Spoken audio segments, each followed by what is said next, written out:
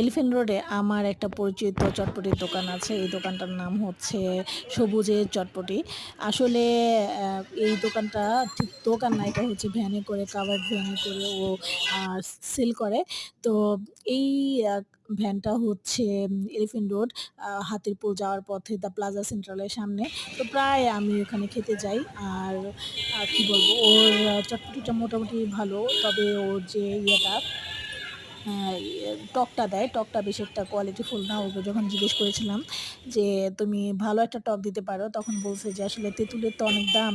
ভালো টক ইচ্ছা করলেই বানানো যায়। কিন্তু তেঁতুলের কারণে আমি একটা ভালো টক বানাতে পারি না।" তো এই মোটামুটি ৳৫০ র এই চটপটি, ৳৫০ র বা ফুচকা নট ব্যাড।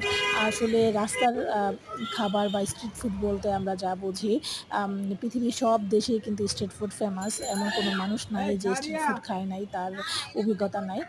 তবে যারা এলিফ্যান্ট রোড আসেন বা এদিক দিয়ে যাওয়া আসা করেন, সবুজের এই চটপটি খেয়ে দেখতে পারেন। আর ওই যে বললাম তো, টকটা মোটামুটি মানে। তো আমি প্রায়ই খাই, আমার কাছে ভালো লাগে। আর ওদের ভ্যানটার সামনে একটু খোলা জায়গা আছে।